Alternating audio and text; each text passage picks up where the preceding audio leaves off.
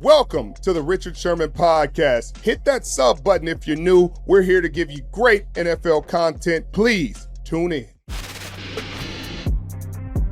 Welcome back to the Richard Sherman Podcast. And it's been an incredible weekend of the divisional games, Mitchell. Upsets. Oh, your Honolulu Blue, Detroit Lions take a tough loss at home to the Washington Commanders. We're going to start it off with our tastiest matchup in a segment we're calling Sunday Night Football, brought to you by Uber Eats. It's the Baltimore Ravens at the Buffalo Bills, a slugfest that came down to the last plays of the game. Baltimore Ravens just made too many mistakes down the stretch. Mark Andrews is somewhere kicking himself after a critical drop on the two-point conversion. Already had a fumble in the fourth quarter. Oh, you feel for him, Mitchell. I know you had a tough one yesterday, but he's having a tough day today. Like we talked about last week, life comes at you fast in the AFC. This Baltimore Ravens-Buffalo Bills matchup in the divisional round, it was a game everyone wanted to see. And frankly, this was the battle of the MVPs. You had Lamar Jackson going against Josh Allen. And the Ravens come out hot. They score first possession of the game, and you look at it and you said, okay, this might be a long one for the Buffalo Bills. But then the Bills answer 21-10 at half.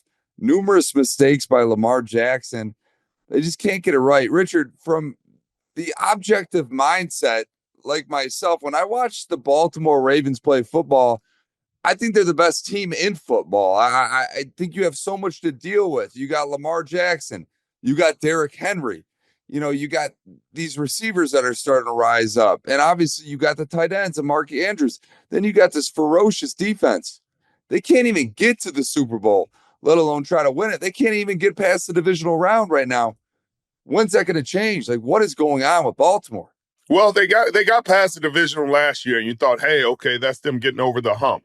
And this year, you thought, hey, they look like the best team in football. And if they lose, it's going to be because they beat themselves. They turned the ball over.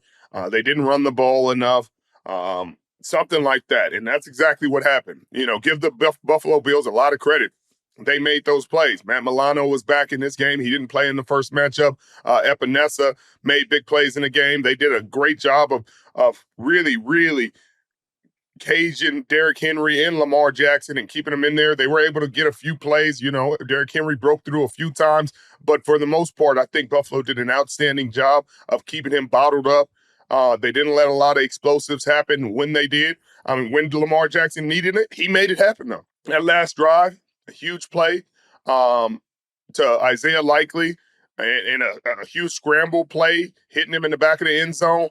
Again, this came down to the mistakes that he made. He's again, we're sitting here comfortable in our man caves talking about this game when it was 12 degrees and they were playing in it and they couldn't feel their hands. But Lamar Jackson drops the ball. Buffalo recovers it. Critical mistake. I think the Baltimore defense played a really solid game against a really tough opponent. I think Josh Allen was going to get his. He only threw for 127 yards, ran a few in, and he was running hard, running strong. But I think for the most part, you look at that tape and you say, I think Baltimore's defense played good enough to win this game.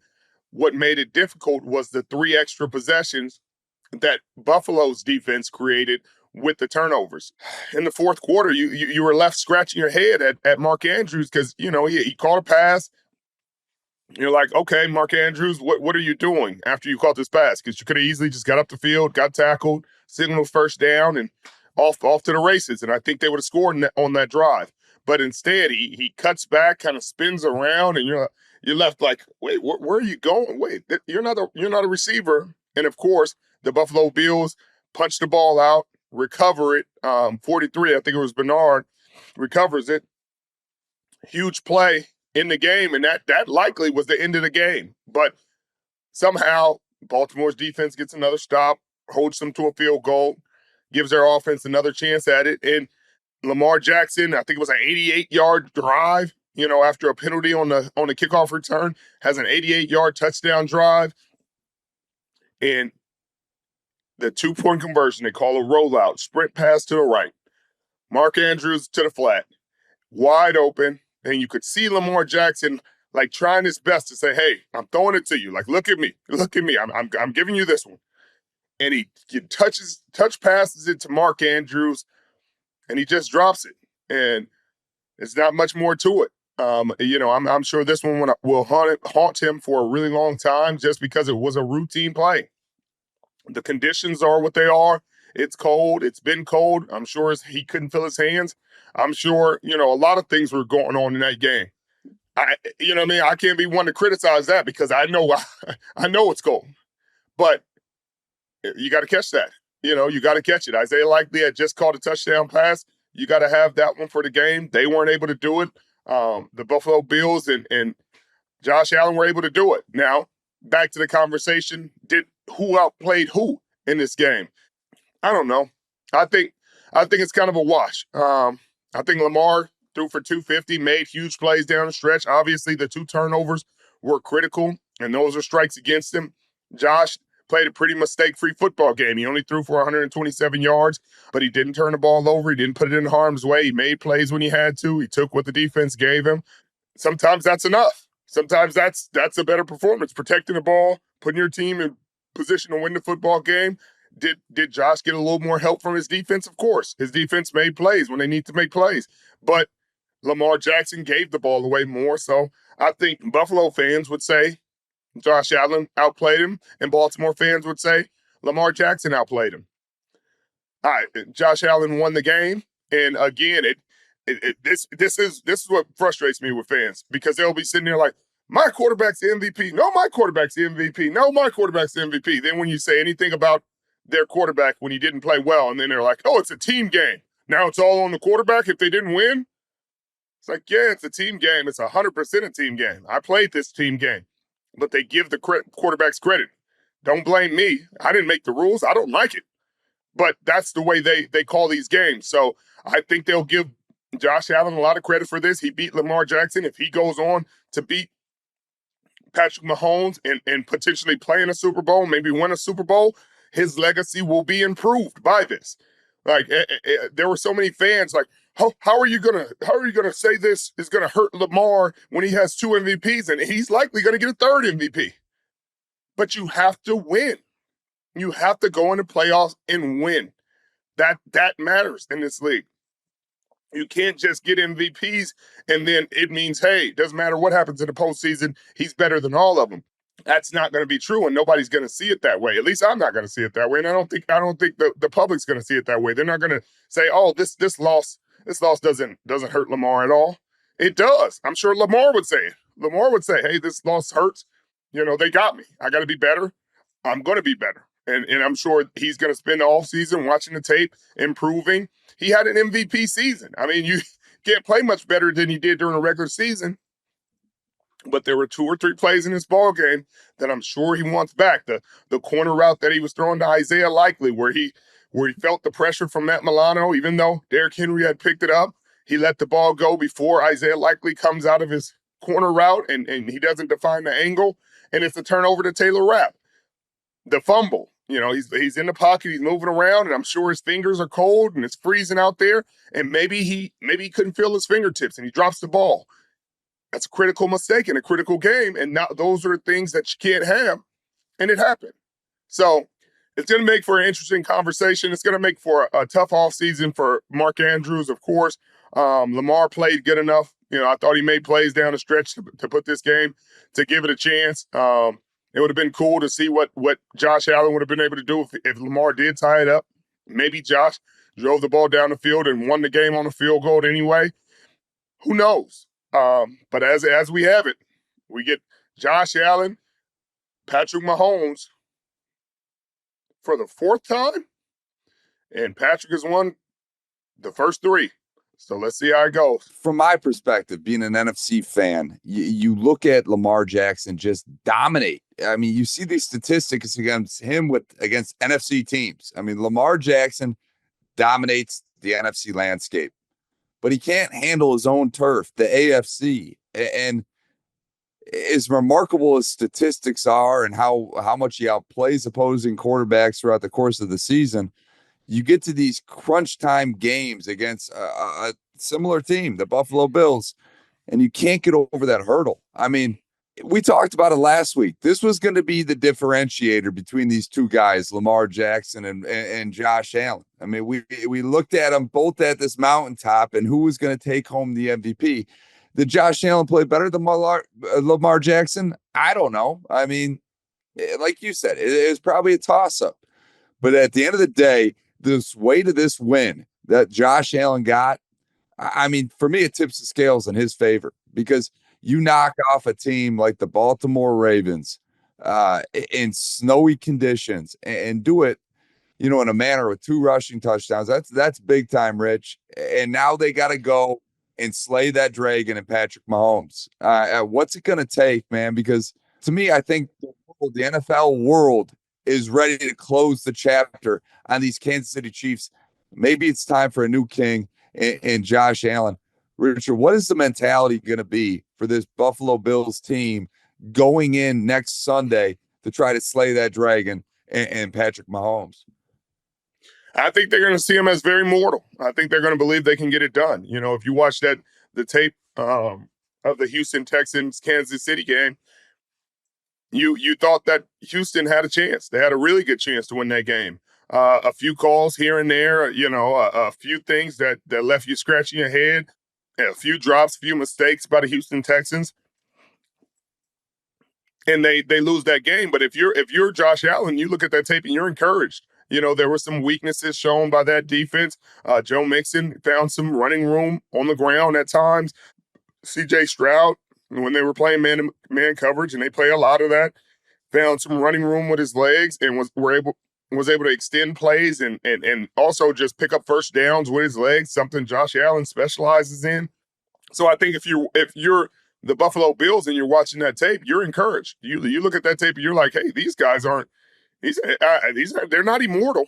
Now they are back-to-back Super Bowl champions, championship hardship, championship pedigree. They are not going to roll over for you and let you go into Kansas City and pull out a win. That's not what's going to happen. They're going to feel as confident about this game as they've felt in any of the 3 previous matchups with the Kansas City Chiefs. I think Josh Allen is in a good mental space. I think Sean McDermott has his defense playing extremely well. Obviously, the Taylor Rapp injury is going to be something that's concerning. They got a little bit banged up in this game, so you hope some of those guys are able to return by next week. But I think Kansas City is vulnerable. I think they're vulnerable. I think they can be had. Now, we'll get to that game. Let's close this game out because that was this week's Sunday Night Football, brought to you by Uber Eats, the official on-demand delivery partner of the NFL. Uber Eats has the best game day deals all season long. Order now for game day. We're already talking about it, so let's talk more about it. The Kansas City Chiefs, I mean, they get the win against the Houston Texans, 23-14. I don't even know how we want to start the conversation about this game because it's like when Kansas City wins, you can't even truly enjoy it anymore. I mean, there's 2 extremely questionable roughing the passer calls on Patrick Mahomes. And I don't think that the game necessarily goes a different direction if those calls aren't made. I don't think the Houston Texans are going to win this game. But the fact that we have to talk about it is my problem. To preface this, Richard and I were together all weekend. Richard was in Detroit enjoying the Detroit scenery, bringing, unfortunately, some bad luck to the city of Detroit with the Detroit Lions, but that's a topic for another time. Richard, we were together, and these calls, we were texting, conversating about this throughout. What are your thoughts about this? Like, why do we even have to talk about these calls that is going in the Kansas City Chiefs direction? Well, because it's frustrating. And nowadays, if Kansas City fans don't care, they're happy with it. They see nothing wrong with it, which is fine. It's your team. Of course, you'll feel that way. But I think even the most objective fans that are watching that game are like, "Hey, I don't think that was right. I don't think that was right. I don't think that was right." But what you gonna do about it? It keeps happening. The NFL doesn't say anything wrong with it. Now, again, would Houston have won that game? I don't know, but one of them led to 7 points. It was a third down. They called a roughing the passer on Will Anderson on a play where he had overthrown Travis Kelce on a third down. That would have been 4th down. They would have been punting. But instead of punting, they drove the ball down the field and scored a touchdown. That's 7 points. that wouldn't have happened, at least on that drive, that happened. The other one, he was scrambling around and could have easily went out of bounds, came back in the field of play, and then slid. And everybody's like, well, those guys were spearing. Look, fans, I have a challenge for you. I want you to, if you have a punching bag or you have a mattress or something, I want you to try to run as fast as you can into something, and I want you to lead your body without your head. And if you can have that target move a little bit, that'd be great. And I want you to come back and look yourself in the mirror and tell yourself the truth. How difficult was that? Were you able to do it? Were you able to lead your body without your head? Because I can tell you the answer is no. It's not physically possible for you to run full speed, aim at something, go to drop your shoulder on it, and then pull your head out of it. At least not in this sport. I mean, maybe you could do it somehow, but you're going to hurt yourself trying to do it that way. And I think a lot of these calls and a lot of these issues stem from people who don't play the game making the rules. And they're like, and even the people that watch it, they're like, oh, they can do better than that. They're putting them in danger. They're spearing. They're doing this. They're playing football. You're playing fast. A guy's dropping to the ground. He's literally falling to the ground. I'm trying to follow a moving target as it gets lower. And after a while, it gets lower to the point where it's on the ground. I can't go any lower. My eyes are taking me literally where the target is. So if my eyes are there, my body's going to be there, and my body's going to go follow my eyes. That's just how it works. I'm sorry. I'm tired of hearing fans talk about what these players should and could do and how they should be able to take their head out of it and how they should. You can't do it, and you can't show me an example of you doing it. So shut up, because I'm so tired of that. That's one of the most frustrating things to read and see consistently. Like, he should have just took his head out of it. He should have just took his head out of it. He should have just hit him with his shoulder. If it was that easy, they'd be doing it. They'd be doing it. If you can lead your body with your shoulder and not put your head into it, I'm sure more guys would do it. They try. There are two different, there's a lot of moving factors. There's a body moving, another body moving. But back to this game. The Kansas City Chiefs won the game. Did they get some favorable calls? Sure. They're also still a dang good team. Their defense played good football, held Houston to 14 points, really got after the quarterback. Travis Kelce played a really good game. I don't think Houston had a great plan for Travis Kelce. I think, they kind of saw, hey, man, maybe he's not having a season that we're used to him having, so we're not going to game plan like he's an elite player and we're going to worry about everybody else. And I think that was a mistake because he had one of his best games, 117 yards and a TD. I think Mahomes was 7 for 8 with 117 yards and a TD and a perfect passer rating when throwing to Travis Kelce in this game. And that can't be it. They played together for too long for you to allow him to just be wide open and them to play pitch and catch all game long. So I think that was a mistake that I don't think the Buffalo Bills will make. I don't think they're going to just leave Travis Kelce open repeatedly and allow them to play pitch and catch all game long. Kamai Fairbairn missed 2 field goals in an extra point, and one of them was a really long field goal. Obviously, that's tough, but could have been more points on the board and could have changed the outcome of this game and changed the way that Houston and DeMeco Ryans approached this game in certain respects. Houston outgained the Kansas City Chiefs by over 100 yards. I think this is the first time in the history of the game a team won out yardage the other team, didn't turn the ball over and lost. And could those calls have been part of it? Sure.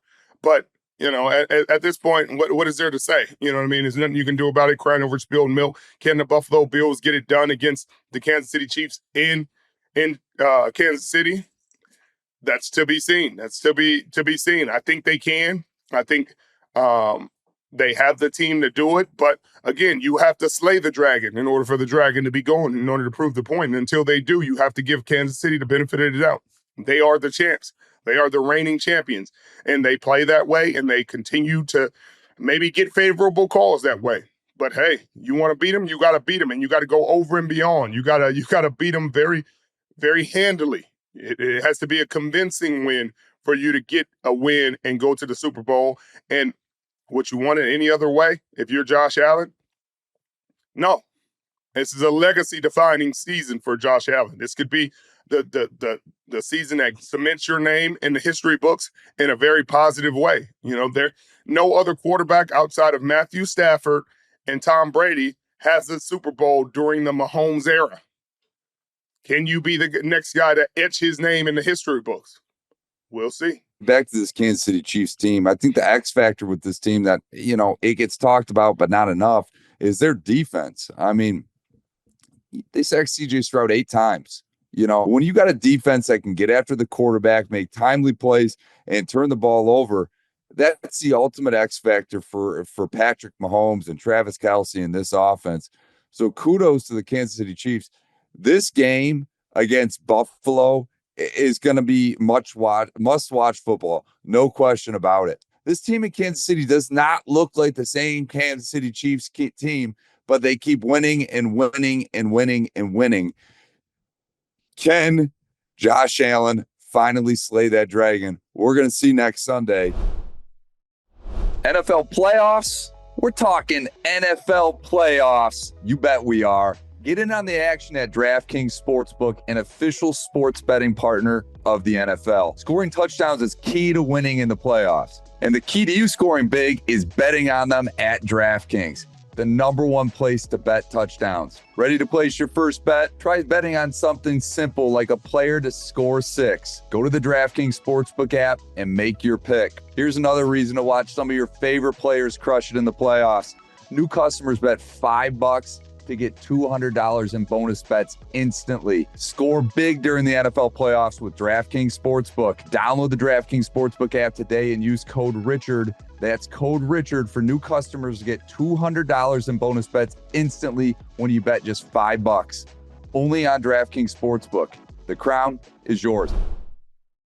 Let's talk about the NFC. And as much as I really don't even want to talk about it because I've been depressed all day, let's start in Detroit. Richard, again, you were in town in Detroit. Richard and I were together this weekend. A good friend's wedding in downtown Detroit. And let's talk about that first. For me, I'm a Lions season ticket holder. I mean, I had to forego going to this game, Rich. And as much as I love to see you, I wanted to see the Detroit Lions take on the Washington Commanders. And our good friend decided to have a wedding on Saturday night. And I warned him about 6 months ago. I said, you do realize what you're doing, right? And he goes, they're not going to play Saturday night. They play on Sundays. I said, no, there's a good chance they might play on Saturday night. And here we are, Richard, at a wedding, crowded by 30, 40 people at our table, watching this game on these monitors. It was a rough go, my friend. It was a very much so rough go. The storyboard material here is Jayden Daniels. And this rookie quarterback does not look like a rookie at all. Richard, I know you were wildly impressed with him throughout this game. Like, how impressive is this to do this as a rookie, uplifting a team that hasn't been to the NFC Championship game in 33 years in the Washington Commanders? It was really impressive. And let me preface this by saying, earlier that day, I'm in town. I got to, sit down and hang out with Bobby Wagner and got to go over there and have a good conversation with Dan Quinn and Kenny Norton. And the vibes in that building, Mitchell, it did not seem like that the moment was too big. And I'm talking to champions. I'm talking to people I've went to battle with. I've went into championship games with. I've won Super Bowls with. They didn't seem like a team that felt like they were going to be overwhelmed or they were punching outside of their weight class. They felt like they had a really good chance, and their young defense had a really good chance. And I think you got to give Sandstrill, a guy who I'm sure you don't like because he's a Michigan guy, a lot of credit. Played a really good football game, multiple turnovers. Jayden Daniels showed incredible poise. And again, the wild card weekend, every quarterback that lost, their teams had excuses. Their fan bases had excuses. So many excuses. Injuries, or he doesn't have the receivers everybody else has. He doesn't. His own line didn't block for him. Even the narrative that they created to elevate Josh Allen this year, where they said, "Hey, this team was not even supposed to make the playoffs." It's like, well, They weren't supposed to make the playoffs. That was all like projection guessing. They made the playoffs the season before. They're still a playoff team. They still have playoff coaches and a great coaching staff, great organization, a plethora of talent in the building. And they went to the playoffs again. They're headed to another AFC championship. But the Washington Commanders won 4 games. Like, actually, in real life. All you heard about in the offseason was, man, they didn't do enough. Like, oh my God, really? Adam Peters? Like, oh my God, they went with Dan Quinn. They didn't get one of the offensive geniuses. How could you get Cliff Kingsbury? Like, we already saw what he could do in Arizona. He's a failed experiment. What are they doing? Zach Ertz, Bobby Wagner. Why are you getting these washed up guys? Get some young guys. Get some young talent. Like, what do you think? Austin Eckler? What are you doing? Like, that was the conversation in the offseason when the Washington Commanders, with the moves they made. Now everybody's looking like, oh my God. So you got champions in the building, veterans who've been there and done that. You have talented rookies and young guys. They had a really good draft cast. You got guys starting to develop. De'Ami Brown had 6 catches for 98 yards. You already have one Pro Bowl receiver in Scary Terry McLaurin. 4 for 87 and a touchdown in this game. And then the guys that are starting to develop really, really start to grow when you get a guy like Bobby Wagner and Zach Ertz in the building. They can have conversations with a young quarterback and help him understand how he's supposed to be leading, how his team is seeing him, how his team is perceiving him, and how he should be carrying himself so that he could continue to elevate his team. And that's what he's done. He's elevated the guys around him. Are you going to – I know people aren't going to sit here and tell me he has the better roster than the other guys that went out in the first round. Now you're let's make that argument. Tell me he's got a better roster than the Green Bay Packers. Tell me that's what you thought coming into this season, that he has a better roster than the LA Chargers. But they're playing better. They're playing inspired football. He's going out there. It's a different mindset when you have a quarterback and you're playing defense, Mitchell, and you got a guy that can go get it. Regardless of the circumstances, regardless of who he's going against, he's going to find a way. So if you can give him a few extra possessions, you can get him a stop or two. He's going to go make some magic happen. Mitchell, that got to feel good. That has to feel good. And that's what it looks like, because these guys look like they believed because he believes. And they gave him extra possessions. He put up 45 in a playoff game. They put up 45 points as a team, because they did have the pick 6, but 45 points, that's a lot of points. And all you're hearing about was how Detroit was going to put up a lot of points. And I know Jared Goff is going to take a lot of heat in this game. He did have the 3 interceptions and only 1 touchdown. But, I mean, what you gonna do? Guys are making plays, Mitchell.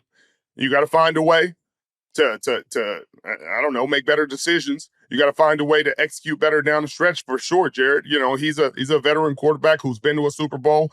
You definitely have to make better decisions, and you have to be safer with the football. And he had been for the most part.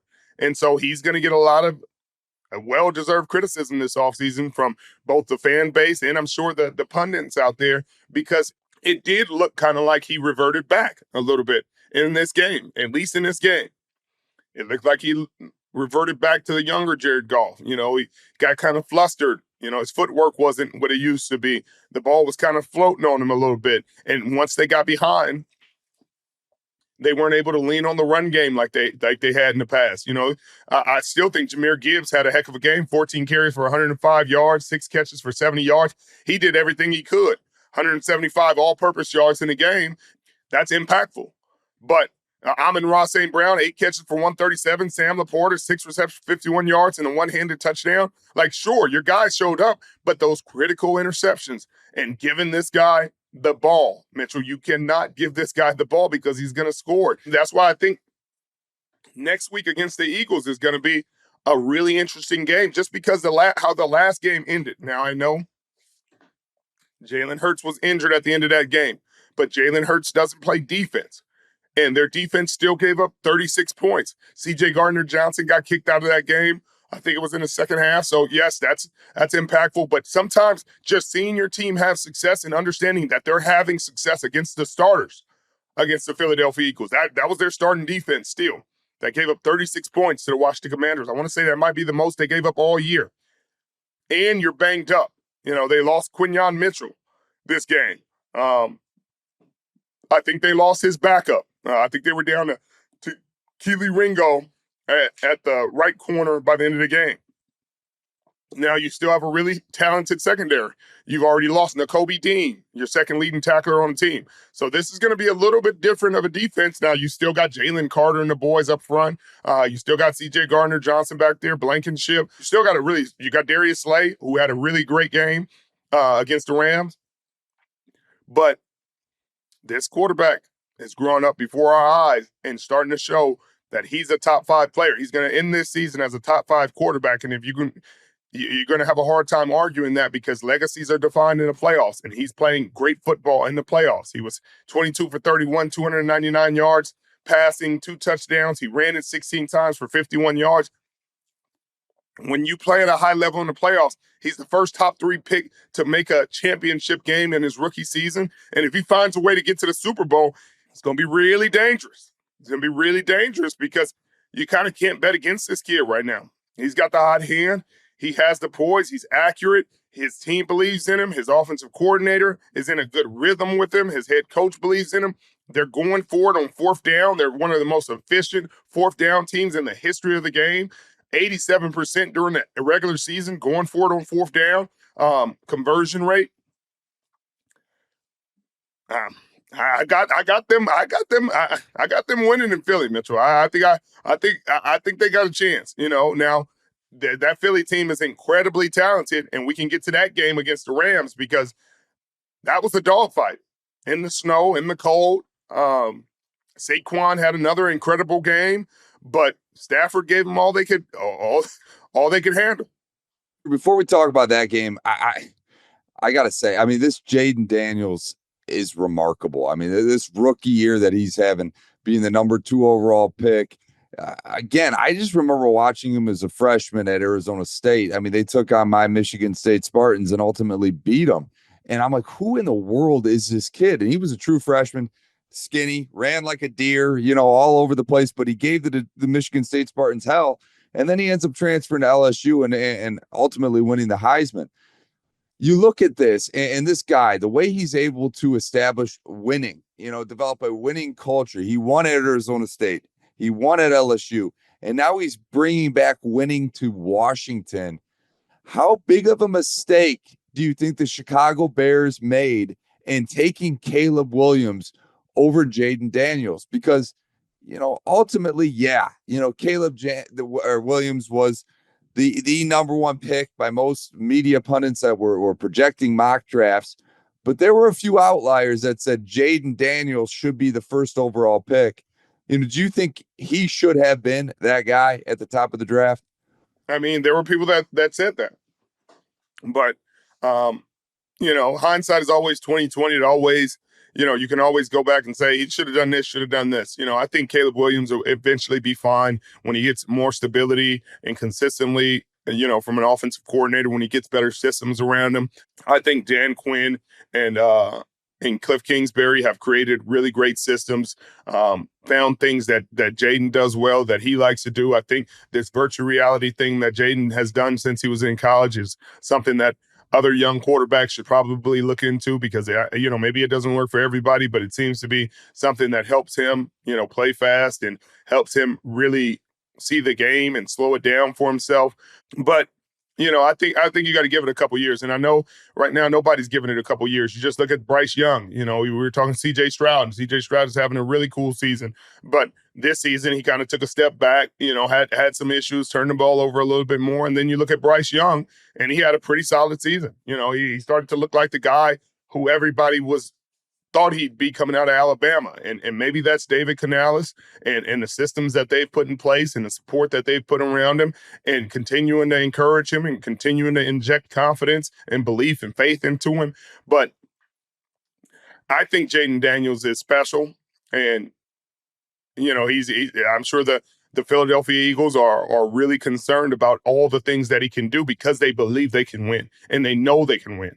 And obviously, Saquon Barkley is having a player of the year kind of season. Ran for 200 yards against the LA Rams after running for almost 200 yards the first game against the Rams. And he was the difference in this game. And that is just as simple as that. And I can imagine being in the Giants front office or his ownership, Mara, watching these games and being like, what were you doing? Yes, they look like idiots. They look like idiots for letting Saquon Barkley out the building, and they look like they've been wasting his talent for years because he looks like the guy that everybody expected him to be coming out of Penn State, and it looks like he didn't have any support around him in New York and could never thrive in the way he is now. He's behind one of the best offensive lines in football, a quarterback who can take some pressure off him because he can take it. He took it in this game. He kept it. 44-yard touchdown to open this game. So Jalen Hurts can hurt people with his legs.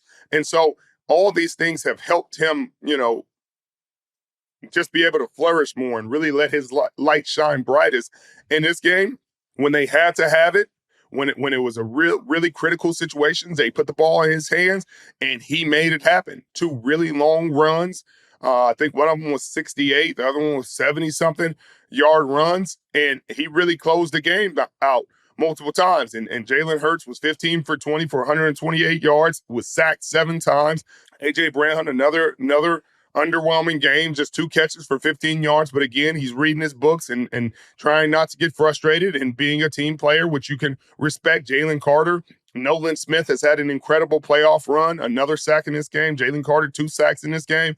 That's why they won this game. But Matthew Stafford, he gave him a chance. And even the last play where Jalen Carter sacked Matthew Stafford on 3rd and 2 and forced it to be a 4th and 11, he had an open receiver right over the ball. If Jalen Carter doesn't make that play, I don't know if they win that game.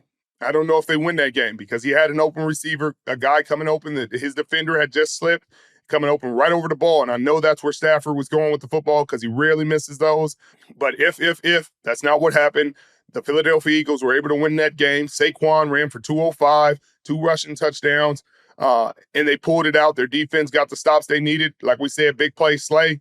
I think he had 3 PBUs in a game, almost intercepted a ball. Now you got Matthew Stafford, considering what his future looks like. Does he keep going? He's still playing at a high level.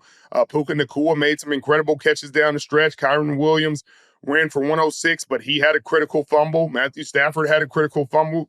Those turnovers caused by the Philadelphia Eagles defense were another huge factor in the ball game. Can the Washington Commanders gain anything from watching this tape? I'm sure they can. They're going to have to be able to run the ball. And obviously, Matthew Stafford isn't the most mobile quarterback. The Rams' offensive line isn't the best offensive line in football. They were able to move guys around. They were able to find lanes.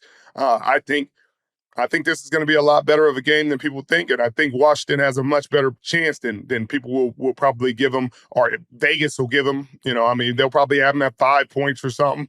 But it's going to be a lot closer than that. The Philadelphia Eagles' identity has shifted quickly. As soon as they got Saquon Barkley, this team, he is the ultimate glue guy for this team. He dominates. And when a game like Jalen Hurts didn't, necessarily put up the best stats in a game where the weather conditions were in play, they leaned on him and he produced. And he was the ultimate X factor in it. And I know you like the Washington Commanders, but I like the glue guy. I like Saquon Barkley, Rich. He's going to get them out of so many different situations. We're going to see what happens next Sunday, but it's going to be a great matchup. These guys know each other, Rich. You played against a division foe numerous times in the NFC Championship game. When you were with Seattle going against the 49ers, how much did it change your mindset knowing that you already seen these guys multiple times this year? Yeah, it gives you a lot of confidence. Familiarity breeds confidence. And I think that's the thing that's going to help the Washington Commanders in this game. Obviously, we need to figure out what's happening with Jalen Hurts' knee. I think he's a really tough game guy, and every time he's gotten hurt in the past, he's bounced right back and really has never really let it hinder him. So I don't think he's going to let it hinder him in this game. Again, like I said, in this game, the Rams should have went all out to stop Saquon Barkley. They didn't. He broke the game open. He's the reason you lost. And again, if I'm Dan Quinn, and I got Dan Quinn's number, and I know Dan Quinn well, I'm not going to call him for this game. I'm pretty sure he's going to go all out to stop Saquon Barkley. That's why they got Marshawn Lattimore, and they traded for him so that he could play man-to-man coverage on guys like A.J. Brown. Obviously, Sandstrill has a lot of confidence, 2 interceptions in this last game. So they're going to have to lean on their secondary. They had played a lot of man-to-man coverage throughout the season. The Washington Commanders did. Throughout the season, they played a lot of man-to-man coverage. They got to this game against Jared Goff and played 70% zone coverage. And I think that threw Jared Goff off. What are they going to do against the Philadelphia Eagles? I don't know. I'm not Joe Gibbs knows. Dan Quinn knows. I don't know. But I think they'll have a plan. And you got to understand, you're not going to stop Saquon Barkley. You're not going to stop him. Stopping him is 150 yards. You know what I mean? Stopping him is 125 and a touchdown. That's considered, hey, well, y'all played really well against him today. But if you can hold him to 125 yards and you can, again, force the ball into Jalen Hurts' hands. 7 sacks today. He held the ball. He didn't want to make a mistake. He didn't want to push the ball down the field. Now, he had a really accurate throw, a good throw to Devontae Smith.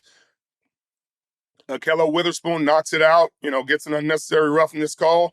But I think he's trying to make sure, hey, I'm playing mistake-free football. I'd rather take a sack than push the ball and put it in harm's way. And I think that's a smart decision because you have a talented enough team that if you don't make mistakes, you don't turn the ball over, you'll still probably be able to pull these games out. And they were able to win this game. But in this game against this kid, I don't think you're going to be able to play that game. I don't know. Now, Saquon's good enough. And Jalen's been to the Super Bowl, played well in Super Bowls, has played at a really, really high level at times. But he's going to have to play at that level to beat Jalen. And that's what we're going to have to see because they're going to score points. They just scored 45. They scored 36 in the last game they played. And I know that the fans are going to say, well, Jalen got hurt in that game. Well, Jalen don't play no defense. Jalen don't play defense, and Saquon was still there.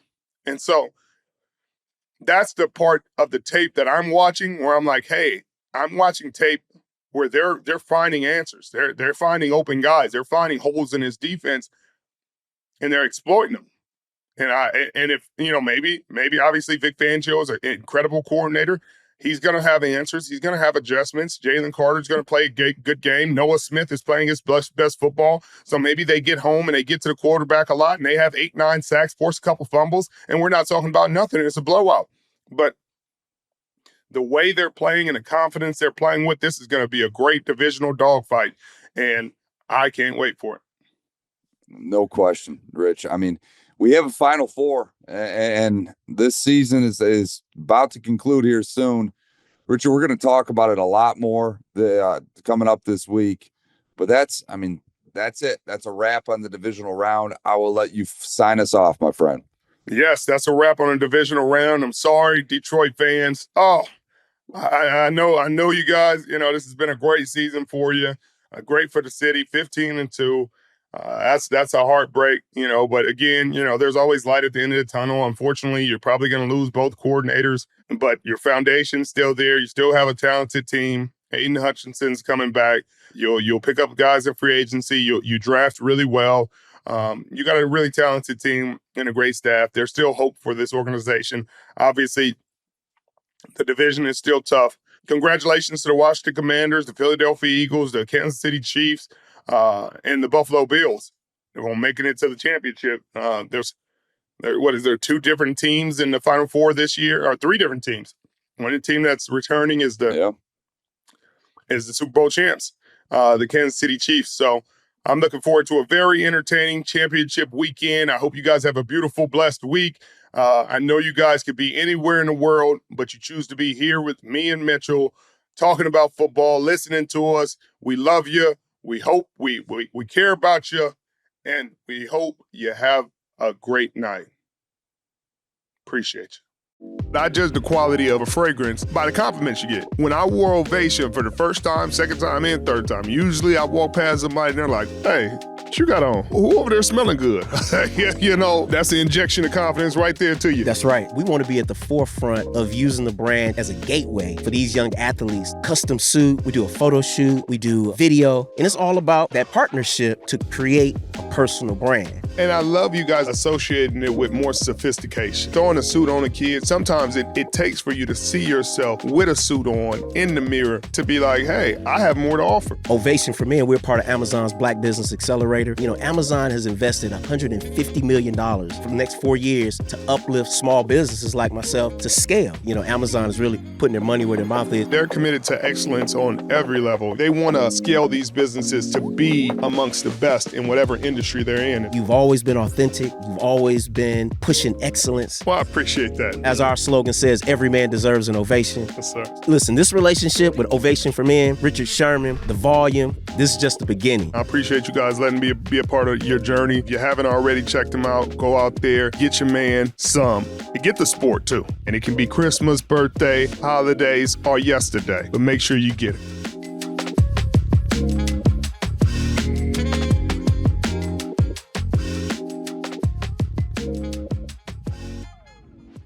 No matter the dress code, the Tristan shoes fit the bill. Designed with breakthrough step-activated technology for hands-free comfort, you can step in and step out of these shoes with ease. Made with advanced comfort and flexibility, a built-in molded heel provides a secure fit that holds your foot in place, finished with a lightweight yet durable EVA outsole. The Tristans have become my go-to for game day.